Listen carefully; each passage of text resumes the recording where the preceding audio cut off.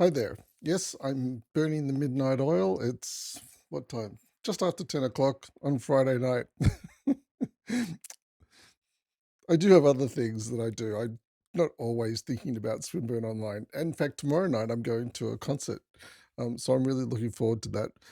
But in the meantime, I just wanted to check in because we had our first drop in session today, and I wanted to do a debrief on that drop in session. I've also just been updating my email distribution list. So you'll be getting an email from me probably tomorrow because I want to send you a link to a couple of things, a couple of links, and check in on how you're going. It's coming towards the end of week 3, and I sort of mentioned back in week 1 in my orientation week video, I said that there's a lot of fast and furious action in week 1 and 2, and hopefully by week 3 things have started to settle down a little bit. Well, in today's drop-in session debrief, um, one of the students who uh, feels challenged by everything that's going on. I won't mention any names, but she's sort of quickly becoming a favorite of mine. Because I can tell that she's really trying and she's really keen, and she's trying to improve herself like we all are. And you jump in at the deep end and you just got to swim like crazy. Look, it's a challenge. I know what the challenge is like. I've done it myself. But look, it's really great to see people coming to the drop-in session today. We had about 10 people there, and here's a couple of things that came up. One was student support, and well, some people know of what's available for student support. Some students don't know what's available. So in the student hub, this is the Student Hub dashboard. If you go to the Help Hub, you'll know that you can contact the student advisors for questions about your enrollment or technical support. But if you're experiencing study difficulties, perhaps time management or procrastination or motivation, those sort of things where, you could do a little bit of coaching, the student coaches are a great idea. And of course, there's the e-learning advisors, that's me. But one of the other things I wanted to show you here in the Student Hub is that where is it? Um, Sorry, bear with me. Introduction to your course, orientation. No, I had it right here and now it's gone. Course planning, study resources, online, your hub. This is annoying. Here we go. Sorry. Thank you for bearing with me. Here, student services and well-being. You can tell I'm tired. It's after 10. um, so student services and well-being. So here, under accessibility services, I just wanted to point out that if if you're living with an ongoing disability or medical or mental health condition, or carer responsibilities, any of those things, um, it might be worth having a chat to the accessibility services team because, you know, life isn't easy. I know I've had two parents pass away while I've been working in this job, and it's been very challenging. You've got all the emotional stuff going on, but there's all the physical stuff going on. Never enough time to get everything done, and then you've got Swinburne Online knocking on the door saying, you've got stuff to be doing here as well.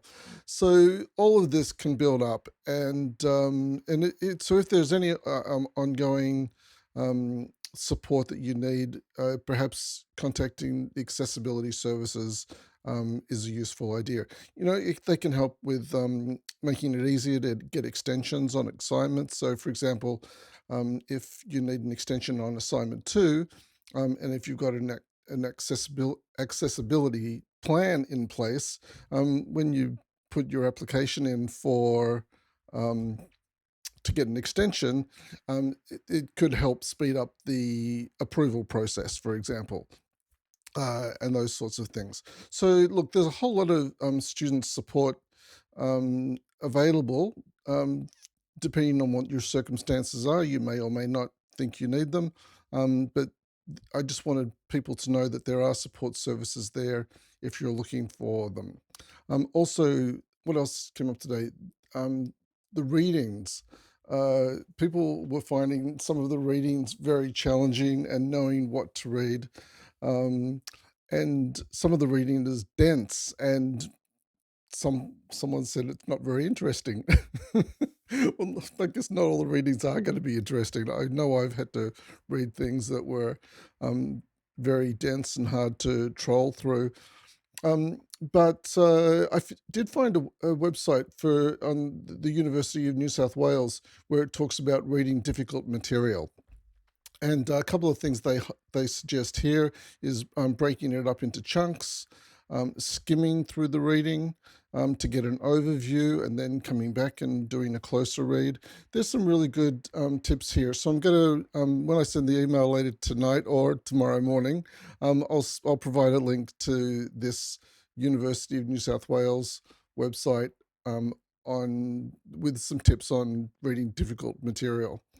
Um, Challenging reading, yeah. And the other thing is that with our readings, for example, this week in, I think, week 2 or 3, I talked about the Mishra reading. I cited Mishra. Mishra is heavy going, but Mishra is actually not one of the essential readings. So you don't actually have to read Mishra if you find it challenging. If we go into the modules and to let's go to week 3 in review. And here you'll find the essential readings for week 3. It's actually the Wagner Trainer reading. And in the additional resources, you'll find that Mishra reading. So, if you're finding the reading heavy going, start off with the essential reading first. And if you're not sure of, you don't understand what you're reading in the essential readings, come and ask in the discussion boards. If that's too uncomfortable for you, just send me an email saying that you're having trouble with the reading. Could I explain it a little better? I mean, you may even be able to search on that topic, communities of practice, in YouTube. If you find a reputable YouTube channel, you might be able to watch a video that talks about communities of practice and get an understanding of what you're reading. And then once you've watched the video that introduces you to what communities of practice is, go back to the reading and it might make a bit more sense. That's another approach that I've used in the past that you might find helpful. And that actually brings me to my last point here that came up in the session, in the drop-in session today, is that it's knowing what to read and what to look at, because there's information coming from all directions. We provide information in the weekly modules, and then we also provide some additional guidance in the discussion boards, and we'll also be having collaborate sessions. So there's information coming from 3 different directions already. That's not going to stop. That's sort of part of university life. And if you were on campus, the same thing would be happening, because you would go to lectures, you'd receive information at the lecture, then you might go to a tutorial.